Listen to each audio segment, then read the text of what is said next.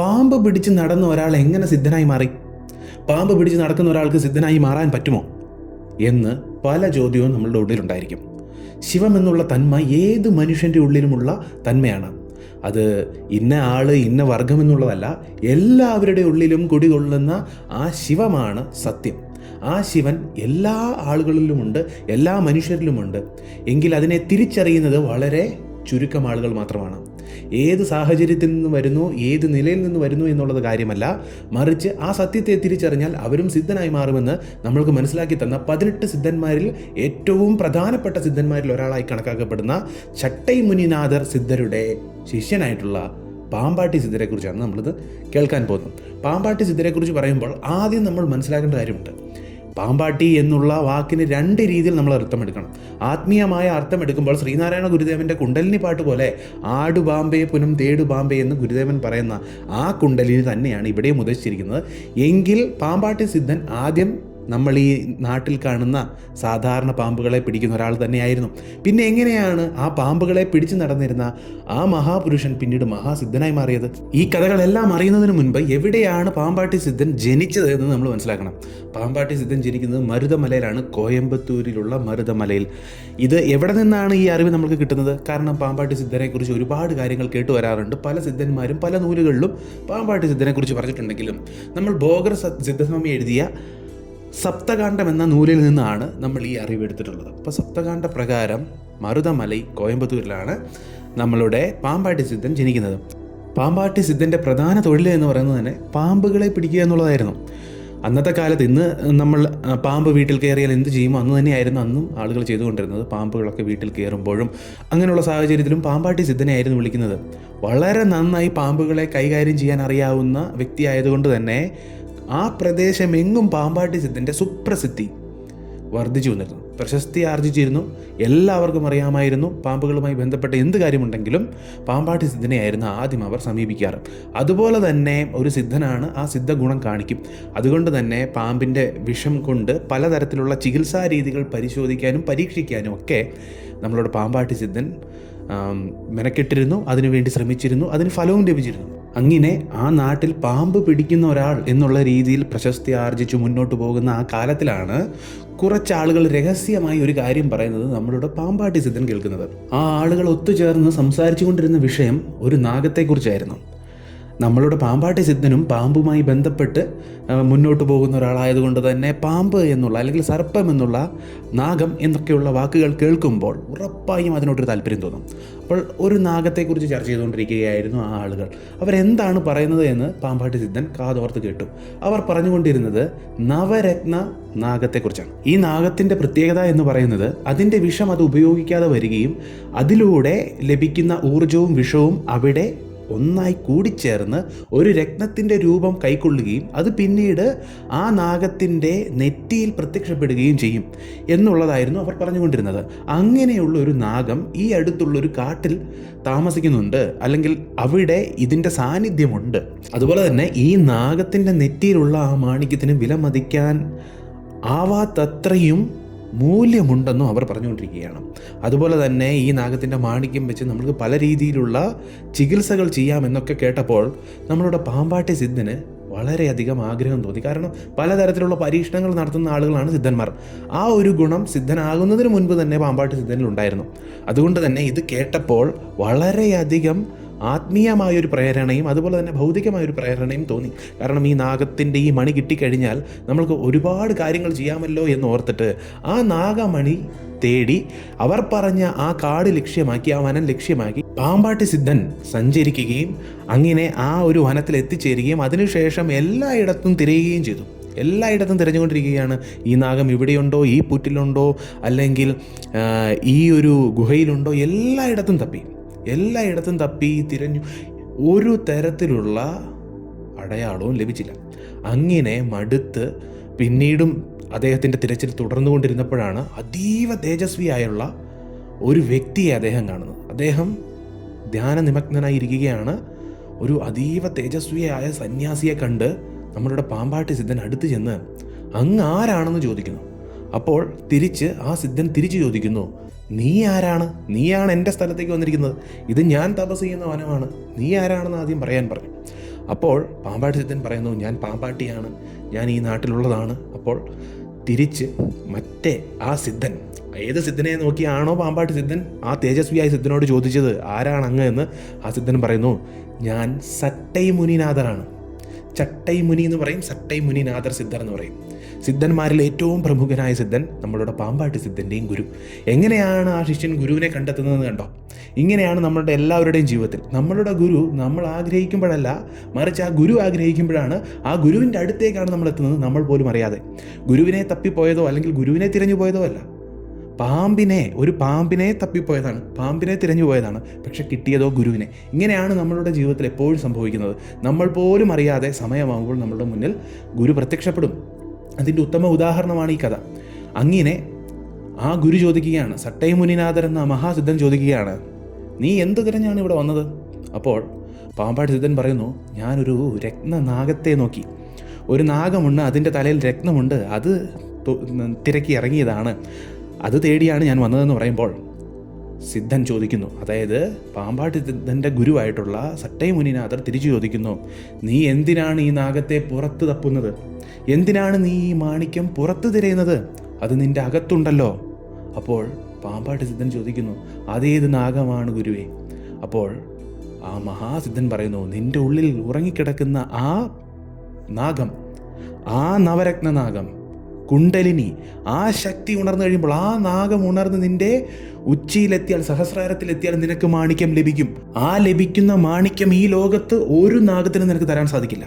നിന്റെ ഉള്ളിൽ കിടക്കുന്ന ആ സർപ്പം ഉണരുമ്പോൾ നിനക്കുണ്ടാകുന്ന അനുഭൂതി, അതിലൂടെ നിനക്ക് കിട്ടുന്ന ആ നാഗമാണിക്യം, അത് ഈ ലോകത്തെ ഒരു നാഗത്തിനും നിനക്ക് തരാൻ സാധിക്കില്ല എന്ന് പറയുമ്പോൾ അത്രയും വലിയ അറിവ് കേട്ട് അന്ന് മുതൽ നമ്മളുടെ പാമ്പാട്ടി സിദ്ധന് അറിവുണരുകയാണ്. അങ്ങനെ തൻ്റെ കുണ്ടലിനിയെ ഉണർത്താനുള്ള വിദ്യ എല്ലാം പഠിച്ചതിന് ശേഷം, സട്ടൈ മുനിനാഥരെ ഗുരുവായി സ്വീകരിച്ചതിന് ശേഷം ആത്മീയമായ പുതിയ പാതയിലേക്ക് നമ്മളുടെ പാമ്പാട്ടി സിദ്ധൻ എത്തി.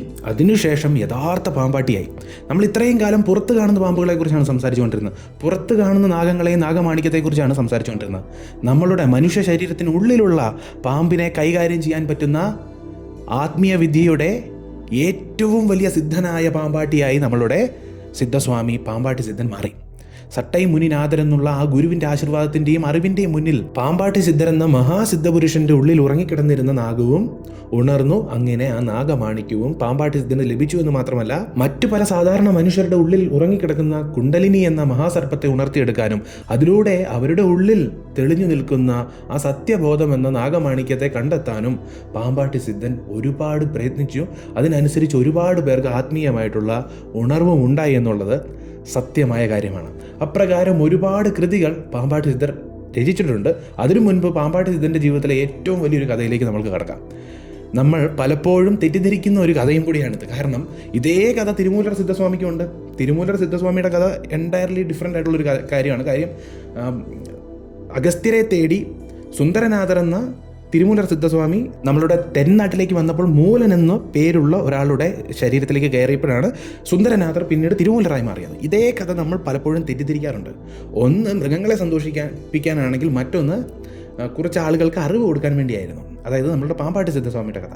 പാമ്പാട്ടി സിദ്ധസ്വാമിയുടെ കഥ എന്താണെന്ന് വെച്ചാൽ, ഈ വാൻമാർഗ ഗുളിക എന്ന് പറയുന്ന ഒരു ഗുളികയുണ്ട്. ആ ഗുളിക വായിലേക്ക് ഇട്ട് കഴിഞ്ഞാൽ അതിനുശേഷം പലതരത്തിലുള്ള സിദ്ധ വഴികളിലൂടെ സിദ്ധന്മാർക്ക് പറക്കാനുള്ള കഴിവുണ്ട്. അപ്രകാരം പറന്നാണ് ഓരോ സ്ഥലത്തും വാൻമാർഗ ഉപയോഗിച്ച് വാൻമാർഗത്തിലൂടെ സഞ്ചരിച്ചു കൊണ്ടിരിക്കുന്ന മധ്യേ നമ്മളുടെ പാമ്പാട്ടി സിദ്ധസ്വാമി ഒരു കാഴ്ച കാണുകയാണ്. ഒരു രാജാവ് മരിച്ചു കിടക്കുകയാണ്, അദ്ദേഹത്തിൻ്റെ മരണം സംഭവിച്ചിരിക്കുന്നു. ചുറ്റും നിന്ന് അദ്ദേഹത്തിൻ്റെ റാണികളും പ്രജകളും ഒക്കെ കരയുകയാണ്. രാജാവ് അത്ര നല്ല സ്വഭാവമുള്ള ആളായിരുന്നില്ല, എങ്കിൽ പോലും പലർക്കും പല രീതിയിലുള്ള രാജാവിനെ നഷ്ടപ്പെട്ടതിലുള്ള സങ്കടമൊക്കെ പുറത്ത് കാണിച്ചുകൊണ്ടിരിക്കുകയാണ്. ആ സമയത്ത് വാൻമാർഗത്തിൽ സഞ്ചരിച്ചു കൊണ്ടിരുന്ന പാമ്പാട്ടി സിദ്ധൻ ഇതെല്ലാം കണ്ടുകൊണ്ട് നിൽക്കുകയായിരുന്നു. ഇത് കണ്ടു കഴിഞ്ഞപ്പോൾ പാമ്പാട്ടി സിദ്ധൻ ആ ഒരു രാജാവിൻ്റെ കൊട്ടാരത്തിനരികത്തേക്ക് ഇറങ്ങുന്നു. അതിനുശേഷം കയ്യിലിരുന്ന ഒരു ചത്ത പാമ്പിനെ അല്ലെങ്കിൽ മരിച്ചുപോയൊരു പാമ്പിനെ കയ്യിലെടുത്തതിന് ശേഷം ആ രാജാവിൻ്റെ ശരീരം എവിടെയാണോ കിടന്നിരുന്നത് അങ്ങോട്ട് എറിയുന്നു. അത് ചെന്ന് വീഴുന്ന മാത്രയിൽ തന്നെ അവിടെ കൂടി നിന്ന ആളുകൾ പാമ്പിനെ കണ്ട് ഭയന്ന് നാനാദിക്കിലേക്ക് ഓടുന്നു. ആ സമയത്ത് അവിടെ ആരുമില്ലാത്ത തക്കം നോക്കി എല്ലാവരും ഓടി. പക്ഷെ ഒരു റാണി മാത്രം ഇപ്പോഴും രാജാവിന് അരികിരുന്ന് കരഞ്ഞുകൊണ്ട് തന്നെ ഇരിക്കുകയാണ്.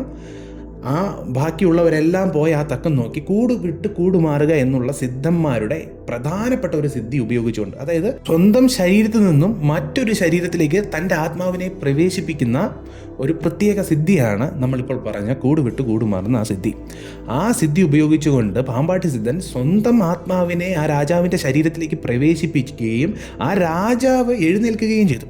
മരിച്ചുപോയി എന്ന് എല്ലാവരും കരുതുന്ന ആ രാജാവ് എഴുന്നേൽക്കുകയും ചെയ്യുന്നത് കണ്ടപ്പോൾ അവിടെ കൂടി നിന്നിരുന്ന ആളുകളെല്ലാം അത്ഭുതപ്പെട്ടുകൊണ്ട് അദ്ദേഹത്തിൻ്റെ അടുത്തേക്ക് ഓടിക്കൂടുകയും എന്താണ് പ്രഭോ അങ്ങേക്ക് പറ്റിയതെന്ന് ചോദിക്കുകയും ഒക്കെ ചെയ്തു. അപ്പോഴാണ് രാജാവെ എഴുന്നേറ്റ പാമ്പാട്ടി സിദ്ധസ്വാമി ഒരു കാഴ്ച കാണുന്നത്. പാമ്പാട്ടി സിദ്ധസ്വാമി എറിഞ്ഞിരുന്ന, അല്ലെങ്കിൽ മരിച്ചുപോയൊരു പാമ്പിനെ ആ ശരീരത്തിലേക്ക് ഇട്ടിട്ടാണ് ഈ ആളുകളെല്ലാം മാറ്റിയത്. ആ പാമ്പിനെ വീണ്ടും ഇവർ തല്ലിക്കൊല്ലാൻ ശ്രമിക്കുകയാണ്. അപ്പോൾ പാമ്പാട്ടി സിദ്ധസ്വാമി ചോദിക്കുന്നു, അത് മരിച്ചൊരു ശരീരമല്ലേ, വീണ്ടും എന്തിനാണ് അതിനെ ആക്രമിക്കുന്നത്? അപ്പോൾ പറഞ്ഞു, ഇതൊരു പാമ്പാണ്, ഇതൊരു സർപ്പമാണ്, ഇത് ചിലപ്പോൾ നമ്മൾക്ക് നേരെ പ്രഹരിക്കും മരിച്ചില്ലെങ്കിൽ. അതുകൊണ്ട് ഇതിനെ അടിച്ചതിന് ശേഷം വീണ്ടും ഇതിനെ കൊണ്ട് ദഹിപ്പിക്കണം, എങ്കിൽ മാത്രമേ ഇത് നമ്മൾ മരിച്ചു എന്ന് പറയാൻ സാധിക്കുകയുള്ളൂ എന്ന് പറഞ്ഞു. അപ്പോൾ അത് കണ്ട പാമ്പാട്ടി സിദ്ധസ്വാമി പറയുന്നൊരു കാര്യമുണ്ട്, അങ്ങനെയാണെങ്കിൽ ഈ ശരീരം മരിച്ചു പോയിരുന്നല്ലോ, പിന്നെ എന്തുകൊണ്ട് നിങ്ങൾ ഇതിന് ഒന്നുകൂടെ തല്ലിക്കൊന്നിട്ട് കൊണ്ടുപോയി ദഹിപ്പിച്ചില്ല എന്ന് ചോദിക്കുന്നു. അത്രയും ആത്മീയമായി, അല്ലെങ്കിൽ അത്രയും മാനുഷികമായൊരു കാര്യം, അത്രയും അൻപുള്ളൊരു കാര്യം ഈ രാജാവിൽ നിന്ന് ഒരിക്കലും വരില്ല. ആർക്കറിയില്ലെങ്കിലും ഈ കാര്യം രാജ്ഞിക്കറിയാം. അപ്പോൾ രാജ്ഞി മനസ്സിലാക്കി, ഇത് രാജാവല്ല, ഒരിക്കലും രാജാവിന് ഇത്രയും നന്മയില്ല. സിദ്ധന്മാർക്ക് മാത്രമേ അത്രയും നന്മയുള്ളൂ. നമ്മൾക്കറിയാം, അൻപ്, അരുള് എന്നൊക്കെ പറയുന്നത് സിദ്ധന്മാർക്ക് മാത്രമുള്ള ഒരു കാര്യമാണ്.